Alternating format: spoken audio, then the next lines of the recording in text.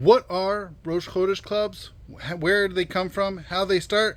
Those are things we're going to be discussing on this episode of The Jewish Drinking Show, bringing L'chaim to life. I'm very excited to welcome first-time guest of the show, Yossie Horwitz. Yossie, welcome. Thank you very much. Great to be here. Absolutely. All right. So for those who are less familiar with Yossi, he grew up in a teetotaling household in Jerusalem. And because of that, did not have much early exposure to wine. That all changed one Passover night when he tasted his first quality dry red wine.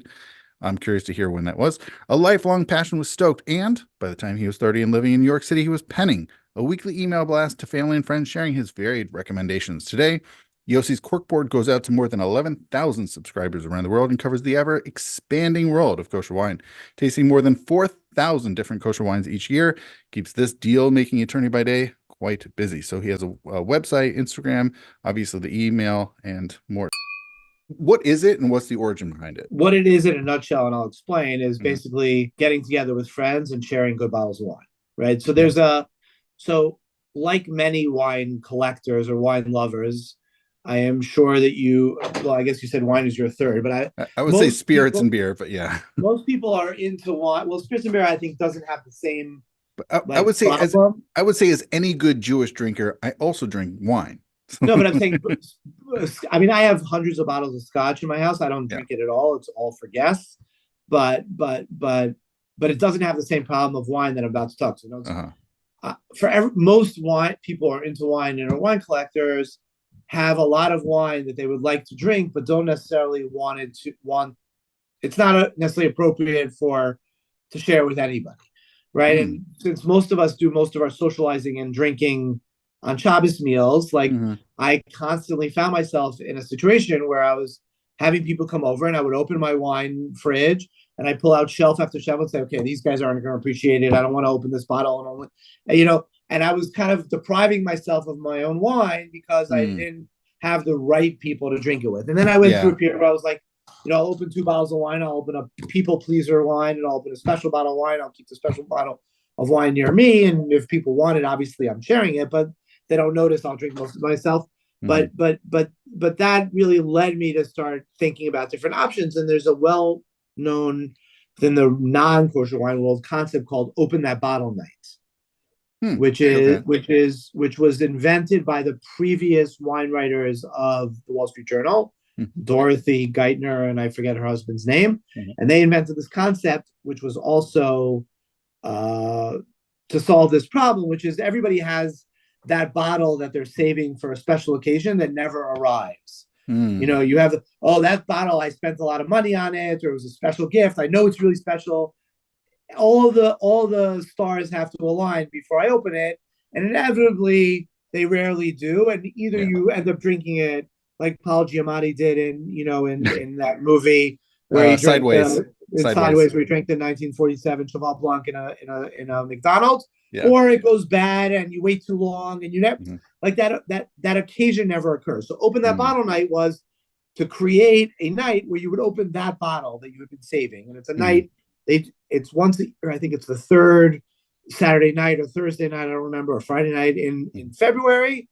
And wine lovers around the world get together with their friends and make a whole evening out of it. So I was like, that's an awesome idea, but what kind of loser does that once a year? I actually had the at one KFW. KFW often they have like a pregame for writers and press people where they do videos and all these things. And one of these events, I actually was with Dorothy in the same room. We were both doing like a podcast. I said to her, I said, Dorothy, I just want you to know, and I give you credit for it. If you read my notes about how I came about it, it certainly gives her credit for it. And I said, but Dorothy, you're a real wine lover. Once a year. I was like, we do this once a month, and I could do it every week. Seriously, what kind of wine person are you? Yeah. Which she was partially amused by it. Yeah. But anyway, so that was the concept. The concept was, let's, and what better time to do it than Rosh Chodesh? Wine is still. So I'm actually going to pause you there. I realize some listeners may not know even what Rosh Chodesh is. I'm sorry about that. Well, no, so. I'll accept blame for that. So Rosh Chodesh, which literally means new moon, it's when there's basically a new moon. It's every 20, 29, 20, whatever. It's around there. It's not every 30, 31 days. It's not Gregorian. So it's something we have some different liturgical aspects that we have in Jewish life. So, but usually I think, and certainly when I heard it 2 years ago, I thought of like usually like women would do stuff around Rosh Chodesh, maybe. So that's why I was like really. So when did this start? When did you start doing these? So I started it in 2013. Oh wow. Um, and the idea came to me. I was like, okay, let's do it. I had a lot of, throughout being writing about wine, you tend to, create a group of friends that is not necessarily tied to each other in any other way, but and as a result can be quite diverse in a lot of different ways. Mm-hmm. And Manhattan tends to be a relatively diverse place. So so I had a pretty diverse range of wine related acquaintances across a vast range of socioeconomic, religious, what have you, Oh wow. demographics. Wow. And I basically sent out an email and said, and like a good lawyer, I have, of course, had to have rules. And I basically sent out an email to, I think, like 200 people who I knew who lived in the city or in the vicinity of it, and said, here's what I'm doing in honor of Rosh Chodesh. Here are the rules. It has to be this, this, and this. And it was really geared towards people's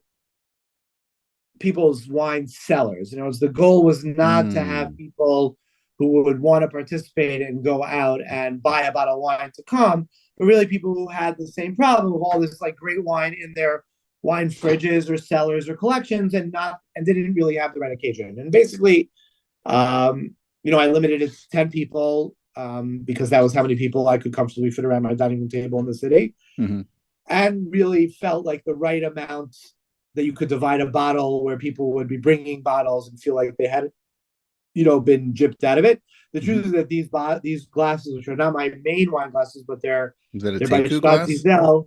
These are treating glasses. Yeah, they have, it's the line here where the triangle is almost like a demarcation line of how much to pour, which is a very helpful thing for first timers or whatever who aren't used to pouring. As any regular Rosh Chodesh participant of mine could blindly pour a tenth of a bottle at this point. And really the food was meant to be, the plan originally was meant to be, we would have dairy one week and meat another week. And the food was never meant to be kind of a featured aspect. A really an important aspect of it. Was more to like just have nosh or whatever. Yeah. And I went out and bought, chicken wings, chicken fingers, meatballs, I think some wraps from Kosher Marketplace, which was across the street from me. And then at the last minute, one of my good friends, who I'll will go unnamed for now, who happened to be at the time an amateur chef, was like, I've been sous vide. I have these like ribs that I've been sous videing for 3 days, and can I bring them? I'd like to try them. This was again 11 years ago, long before this was like anything, where nobody listening would have known what that was, or most people would not have known. And he brought these ribs, and nobody ate anything else. They were like the best things like anybody had ever had. And there was some pretty serious, when I say serious, there were some pretty hedonistic individuals there whose pursuit of pleasure in the food and wine areas was pretty significant. And he was inundated with like praise and whatever, and really incentivized, like, what? I'm going to cook a whole meal next time. And really ruined it for everyone, because the food really became like the a really focus. Special aspect of it. And this guy lived in Long Island, and he would literally cook the food 95% of the time, and then drive with like, I don't know if you're familiar with sous vide, but with the vacuum pack bags and the this and the machines, because I didn't at the time have any machines, to my tiny little kitchen in Manhattan, and finish the food and produce these like 7-8 course, unbelievably easily Michelin star level quality food for like all these guys. And the food certainly became a huge like incentive to come to these events. And and it really grew. And I mean, he did crazy. We had a 24 course tasting dinner for Hanukkah one year. Like, he did really amazing things, and really put, I would say, took kosher food for a lot of people to a completely different level. And this guy is not a professional chef, although I only mean that in the context of he doesn't do it for a living. The quality of what he does is on par with Michelin style chef food that I have had over the course of the years, like undoubtedly. For those who people are listening, his initials are YC, but I try not to give out people's names without them, their permission. So I wouldn't want to, and over the years, it went from being, my own thing in my house. Now it was my event. Like, I paid for all the food. I prepared that person prepared all the food, but I paid for the cost of the food.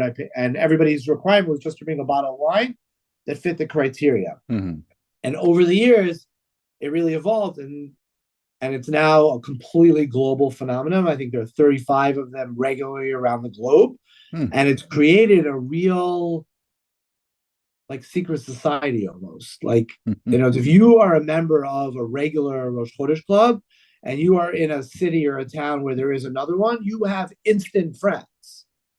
Wow. Like, there's a real feeling of camaraderie. And there are, I would say, easily dozens of participants who have participated in multiple Rosh Chodesh clubs around the globe. Whose regular one is X, but I participated in the Miami one, and in the London one, and the Paris one, and the Ra'anana one, and the Yerushalayim one, and there's one in. Yeah, go ahead.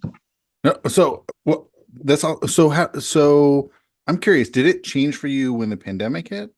Like, when you moved out to New Jersey, did that change? So obviously, when the pandemic hit, we stopped it. I had this idea that we were going to have a Zoom RCC, like, very early on. We did 2 of them, and it just wasn't the same. Yeah. Obviously, sitting in your home and tasting wasn't really the same. Right. But we started it up pretty quickly. I'd say we stopped. The last one we had was in March of 2020, and by September 2020 in Englewood, I already started in an Englewood RCC branch of it.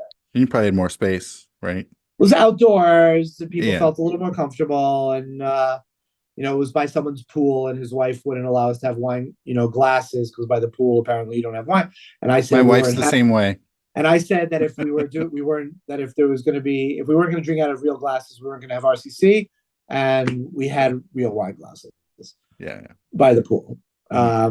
But it's really become like listen, you get together with really good friends, everybody brings special bottles of wine, and I was very careful to not make it about money. It was very important to me that it wasn't, if you had a bottle of Euron, that was 10 years old, that I determined was still, I had to approve every bottle. Like, I was you were the mashgiach, essentially. Well, I also got away with it because I was hosting and paying for everything, and it was in my house, and I was also acknowledged to know more about wine than a lot of the participants. So there was, it was harder to argue with me. Hey there, hope you're enjoying the episode so far. I wanted to break in and let you know that the Jewish Drinking Show will be taking a summer break. That's right, we'll be taking a summer break, and you can look for new episodes come August. So that's right, no episodes in June, July for the Jewish Drinking Show, but we'll be back in August. All right, thank you. Now back into this episode. Did people just hear about them? How did it, through your emails? Like, how did people hear about them, and that they just grew and expanded? I think people, like, in the beginning, it was word of mouth. People heard about this cool dinner people were going to and wanted to join. And, I was pretty strict about that it wasn't for everyone. That there were things that were meant for mainstream, and this was something that was specifically meant for people who could fill those criteria. And like I was saying earlier, like, it was very important for me not to be like an economic thing. So it's like, just to pick an example, not everybody listening may understand, but a Euron that was 7 years old and was still a good wine had just as much place at the table as a Smith Hall Lafitte. One would not, and people who and people who were not okay with that just didn't come. If you wanted to make sure that everybody was bringing something at the same level, then it wasn't for you. If you were open enough to understand that different people could afford different things and different people had different sellers, and and you trusted me enough to be making qualitative decisions, then you came. And if you didn't, you didn't. I'd say we had a waiting list of over 10 people every time. So clearly enough people bought into the concept. At some point, I wrote a newsletter about it. It was called Once in a New Moon. It's one of my, it's actually on my website. But I think people knew, there were a few people who were like my closer friends, or knew what was going on in London and Miami. I think Miami was the first one to open. London was the second, and then from there it kind of grew. And as more and more people heard of it, they were like, "Oh, we want to start one. How do we do it?" And I help people, figure out how to do it in their own communities and what made sense. Right now, what made sense for me as someone who kind of had a wider reach in wine and was in Manhattan, where you had a bigger demographic, might not always make sense for smaller, especially bedroom communities where there were more tight knit groups of people and things like that. And I tried to help people grow, and it's become really a thing. Yeah, that's really cool. Have there been fascinating stories or other feedback you've heard about the growth and expansion of these Rosh Chodesh clubs? So I think definitely one of the nicest things for me has been what I alluded to earlier, is this kind of like Fight Club group that comes together, which is, people travel more, certainly kosher travel has become more of a thing over the last 10 years. And, as people travel for business, they'll meet other Rosh Chodesh clubs, and they'll make really, they'll be warmly invited to and hosted by fellow wine lovers and aficionados around the world. And I think it's just, the prevailing theme here is not necessarily the Rosh Chodesh Club. It's more like you love wine, I love wine. Yeah. But it provides some sort of context that narrows it down to be able to create like a community of sorts. Right, because even people who enjoy drinking it, that's one thing, and enjoy wines, another. Kosher wine specifically, and you probably know this pretty well. Like even I know the amount of even people who care about kosher, who are interested in drinking, is already a pretty small, fairly narrowish. And then even those who like really, really enjoy a particular beverage, in this case it's wine, it gets narrower. And then as you're pointing out, even those who have cellars with really nice kosher wines, it gets even so it's a really sounds like a really great opportunity to come together with really like-minded folks. I will say that it really, if I'm being a little immodest for a second, I think that the RCC concept has really changed the kosher wine world significantly in the arena of aging wine. I think that when I started this, the amount of people who filled that narrowing criteria was quite small. That said, at least in Manhattan, I would say a not insignificant percentage of participants were people who also partook in non-hechshered wine, as some people prefer to call it, wine that was not certified kosher, or non-kosher wine, as others would prefer to call it. So I think there was that, and they, for them it was even more special because while they may drink non-kosher wine, they were less comfortable eating non-kosher meats or things like that. So we'd be able to have, really restaurant level and above food in a setting, like it really brought everything kind of together for them, and people really made friends. And I would say that like if I took 1% of all business conducted by people who met at my table, I would not be working anymore. Like it became to some degree, like it was a networking event for people who weren't there for networking, which is like the best, right? Everybody was there for one reason, but in the context of not talking about business or not talking about this, and I had all kinds of fake rules, like no sports because I'm not interested that much in sports, or no politics because I couldn't bear, and I really tried to have the conversation revolve around wine, but obviously people talked a lot of different things, and you had a lot, people who like wine and can indulge in wine tend to be of a certain common demographic, and a lot of business relationships were generated or have been generated at my table, which I'm very happy by. My goal in life is to bring good people together. So, wine is just one of the many vessels for that. I'm a lawyer. Nobody wants to talk to a lawyer. When I go to networking events, people ask me what I do. I tell them I write about wine, or I make wine, or something like that. People are like, "Oh, that's so interesting." And then I'll say, my day job is a lawyer, but like, and then I know, I would say the vast majority of professional relationships that I've made over the last 20 years have been facilitated by the wine aspect of my life, without a doubt. That's incredible. And it provides a wide range of diversity that you wouldn't otherwise be. It transcends the normal religious, socioeconomic kind of lines that tend to demarcate most people's social environments. I was born in the U.S. My parents moved to Israel when I was a kid, and my family was not particularly into alcohol. From a religious perspective, from a halachic perspective, we only made kiddush on wine. I grew up making kiddush every Shabbos on, I guess the American equivalent of Kedem Concord or whatever it was called King David Concord, which was like a sweet, not crazy heavy, but pretty heavy wine. And we only made kiddush on that. And, again, for religious, for halachic purposes, we had to drink a certain amount. But that was it. And my dad's idea of a drink was, he'd have a shot of amaretto. If anybody remembers what that is, Di Serono, I think it was called, or something like that. I mean, some of us still drink it. Right, on his birthday. And that was pretty much it. Pretty straight-laced kind of growing up. And then... By the way, I've had the King David Concord. It's a very, functional kiddush wine in Israel. Right, exactly. Actually, in the army, back when I was in the Israeli army, they actually still served wine in the army. Go figure, for Friday night for Kiddush. And it was not that dissimilar. I think it was a little higher in alcohol, strangely enough, and probably less quality made because it was called Yain Patishim, which is hammer wine, named after the headache you would get from drinking it if someone took a hammer to your head. I was actually upset to learn from my younger brother, who went to the army many years after I did, that they had stopped that practice and now really only serve grape juice. But in any event, so we drank that wine. And at 16 years old, my dad's employee came over for Pesach Seder. I was 16, I'm the oldest, and she brought a bottle of one of the first bottles of kosher Bordeaux. So I'm 50, so we're talking 34 years ago. I honestly could not tell you what it was.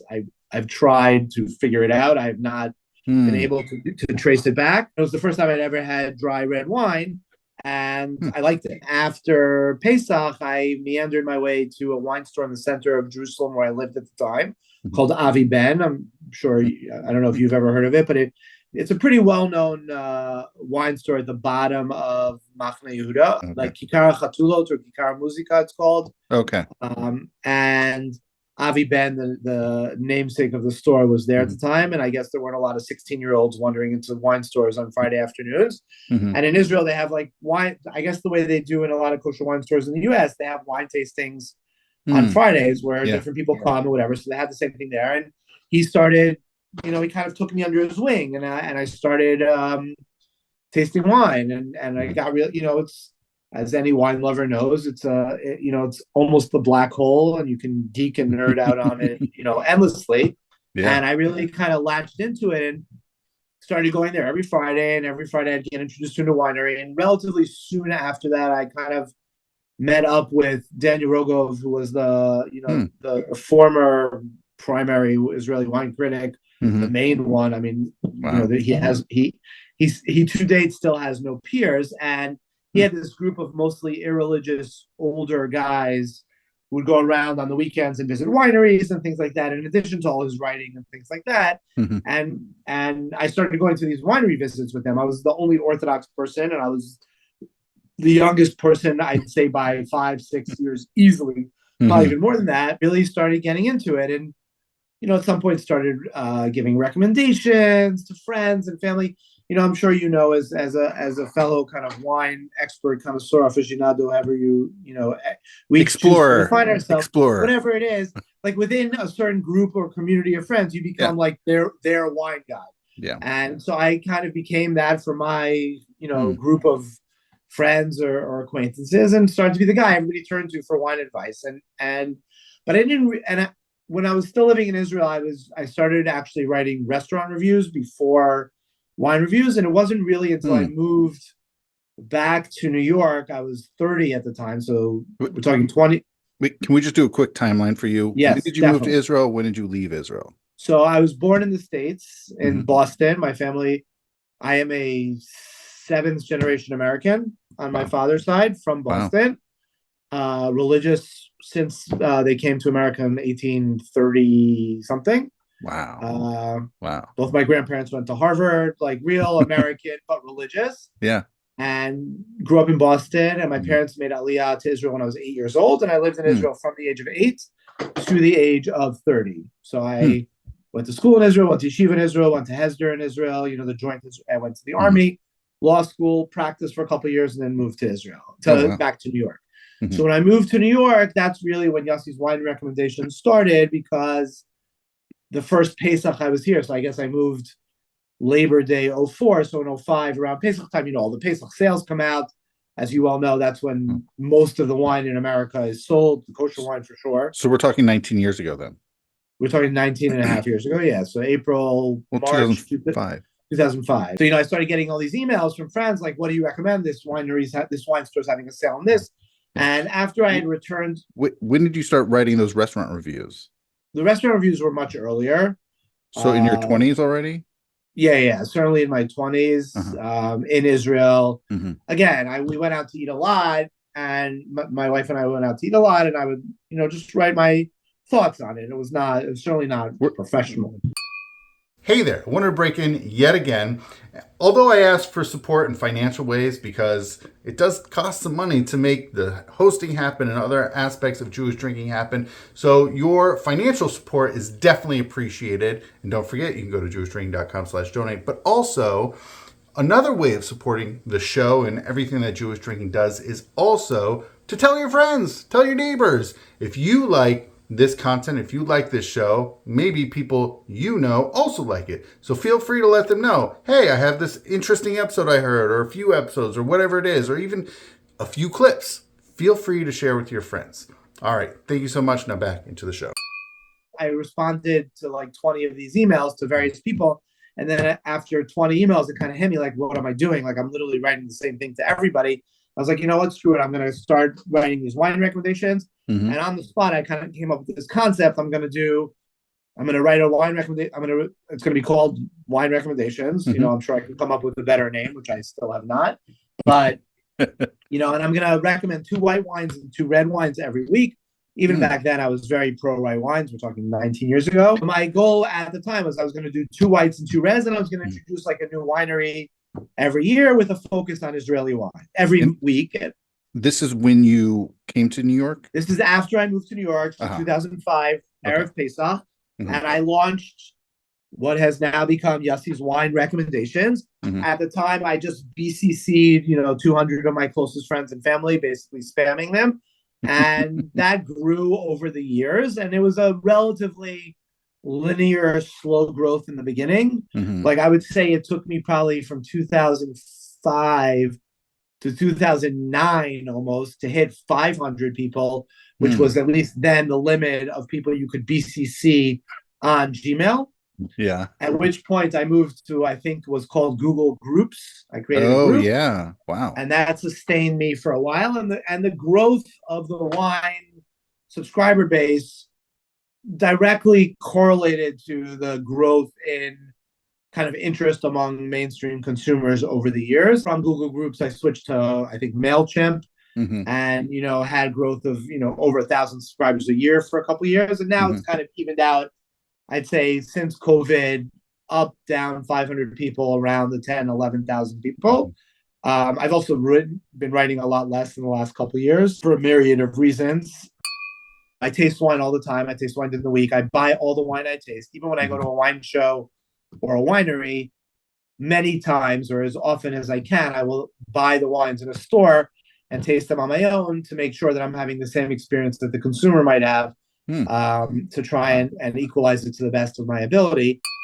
You mentioned earlier about the last couple of years sort of stepping away from doing as much composition, as much content.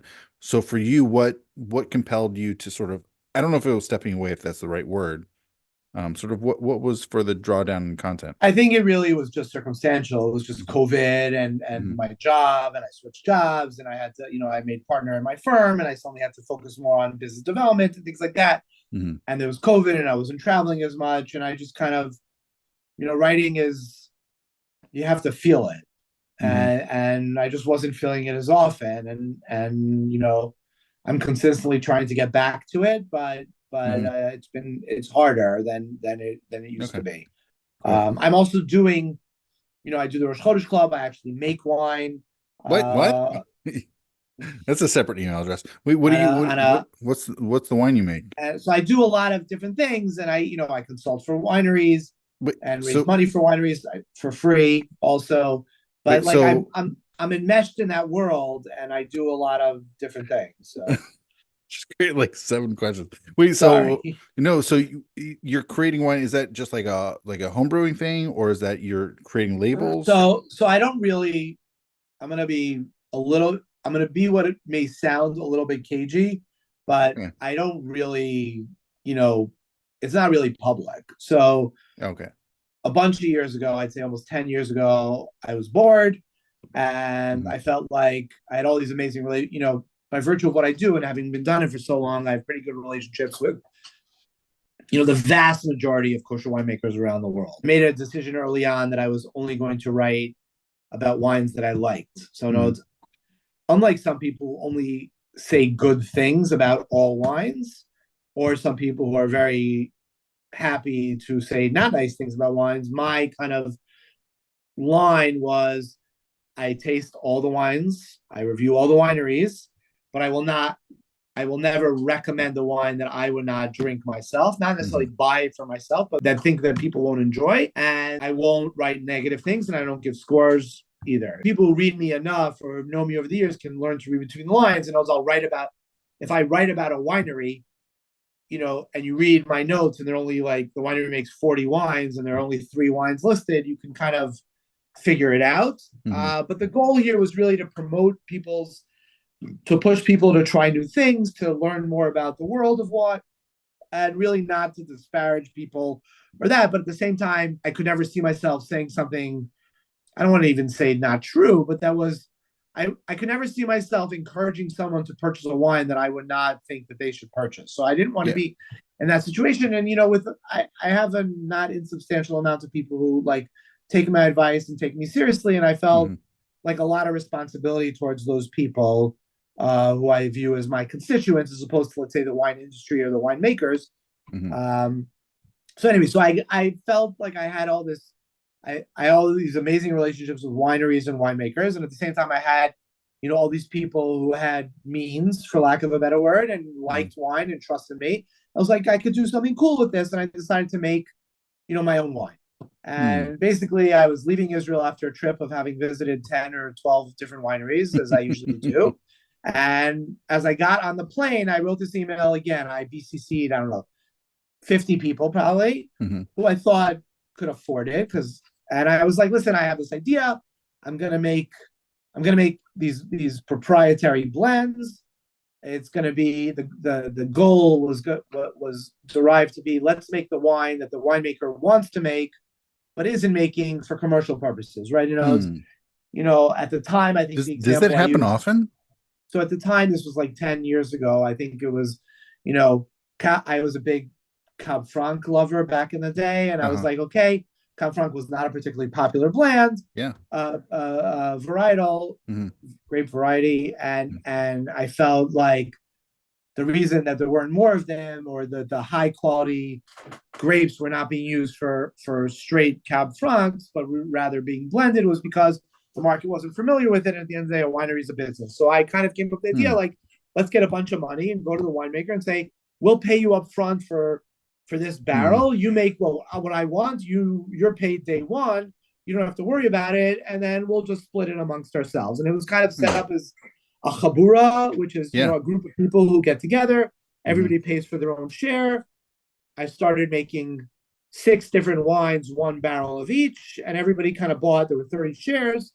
I figured out what it was going to cost, more or less, and it was Mhm. totally not for profit. I lost money on it, but it was like a fun thing to do, and I could deduct my travel expenses against it. So why not? It's really more about sitting with the winemakers. Oh. The first year I did it, it was 4 Israeli winemakers and 2 California winemakers. Mhm. The next year it was Shemitah.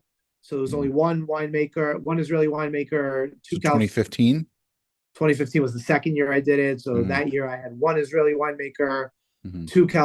3 California winemakers, and Ooh. 2 Spanish winemakers. I don't want to get into so much detail because it's really not like a particularly public thing. Okay. I can tell How you about privately. after the recording? After the recording. 100%, no problem. And I created this concept. I called it Winemaker's Expression because it was the expression of the winemaker's philosophy. Mhm. And each wine was called Makom Be, the place of, and it was named after, Hmm. the Wherever it origins was. of the genesis, Yeah. Shomron, Binyamin, Oh, Paso, wow. Picosa, whatever it was. Mhm. And it was one barrel. So whatever came out of the barrel, some barrels we got 280 bottles, some 250, depending on, Mhm. the process, whatever. And everybody got like 6, 7. I think everybody got 9 bottles of wine, more or less. It was Mhm. 30 shares, so that was kind of more or less that. And I did that for 2 years. And by the time I landed from that trip, all 50 people had said they were in, and I had to kind of tell 20 people that they didn't have room for them, which was a little awkward. Wow. But Well, again, I've been doing this for 10 years, and it's really just it's kind of a off book yeah. project of mine. For the first couple of years, I was very excited about it. My name Mhm. was like on the bottle in like 7 different places. And after the second year, I was like, there are some things, there's an expression in Hebrew, Dvarim she'atzina yafa lahem. There are things that are better left unsaid. And since then, my name has not been associated with it. It's kind of a group project, even though I do everything. Yeah. But it's been a lot of fun. We've discovered a lot of wines and we've done a lot of cool stuff. And, Mhm. Cool. so. So a couple of things that I still have before I end recording. I'm definitely gonna that's probably gonna make it to the cutting room floor. But the I'm curious, like, how has okay, so I'm gonna go back to your earlier comment about cellaring. So how has whether it's Rosh Chodesh Clubs in particular or Yossie's Corkboard, how have you and maybe this is a larger comment in the last 18, 20 years of not only kosher wines, but kosher wine consumers with regards to cellaring and sort of a better sense or mindset oriented towards that? So I think there's Or two is it more questions. specifically Rosh Chodesh Clubs in the last 11 So I think years? there's two questions encapsulated in what you asked. One I feel I'm qualified to answer, and one I feel Okay. I may be qualified, but I'd be embarrassed to You, answer. I and by think the way, the first. you're welcome to toot your own horn. That's No, fine. no, I understand that, and Okay. that's not a problem. That's not something I really have a problem with. But I think like some things it's better for other people to acknowledge. Yeah. Yeah. I think without a doubt I've changed in many ways the face of the kosher wine industry Hmm. simply by virtue of having been around for so long and have been doing this like with intensity for over 30 years, right? I Wow. taste 5,000 bottles a year. I try and visit every kosher winery in the world every other year. It's a lot of work, a lot of effort. I take Wow. it very seriously, and I pay for everything myself. So I think Hmm. there's only one other wine writer who pays for everything himself. Hmm. And By and the way, and it sounds like you should throw into your bio that you have a very understanding wife. I do. That's- I mean, my wife. Your podcast is not long enough for me to sing the praises of my wife, who is really, and everybody who knows her will acknowledge this wholeheartedly and then some. She's an uh-huh. incredible human being and certainly Yeah. gives me a plenty of rope with which to hang myself. But but specifically, I think the RCC created a real awareness of the value of cellaring wine, Hmm. um, probably to some degree by just people needed cellared wine to participate and they wanted to come, so they kind of learned it. But also, Hmm. people would come to the Rosh Chodesh clubs would see how awesome the wine had become over the years, and really got the opportunity to taste. Regulars at the RCC got the opportunity to taste a wide range of cellared wines that for some people may have been beyond their Hmm. capabilities, not just economically, but just practically. Yeah. And I think it really opened the eyes of many people to it that they were not aware of before, and it's certainly changed. And this is something that I've been told by pretty much every bunch in the industry, from wine store owners to importers to distributors to winemakers, Hmm. that they have seen the Rosh Chodesh Club impact this aspect. Wow. They must And I tell appreciate people, that. I tell people often that other than my children, the Rosh Chodesh Club is by far the creation that of which I am most proud. Wow. Uh, No, but I that's great. really That's got great to into hear the this. downstream. That's really great to hear the downstream effects for both the vintners and the wine companies and also the Right. retail. Yeah, I mean, that's my really great. goal in all of this is really like I love wine. I think Mhm. it's such an amazing thing, that has all of the spiritual and Judaic aspects to it. I mean, our Mhm. whole religion revolves around Mhm. sanctifying things with wine and things like that, not to disparage scotch or beer. But it also has the social lubricant you were talking about, Yeah, and you can yeah, totally nerd out about it. yeah. And like it's just an amazing thing. And my goal is to get as many people into it as possible. And I think I've definitely contributed to that over the years. That's awesome. Before we go, Yossi, is there anything you would like to promote? I mean, promoting is not really my thing. I mean, I think that I have my website, which is justicecorkboard.com, and you can sign up there for my newsletters, which I do write, if not less frequently than I used to. That's really it. And my promotion would be. Can I stick this within the promotion aspect? What can one find at yossiescorkboard.com? Information about wines, wineries, how to learn how to taste wines, how to learn more about wines. My ask would be, try something new. Don't be scared. Don't stick to what you know.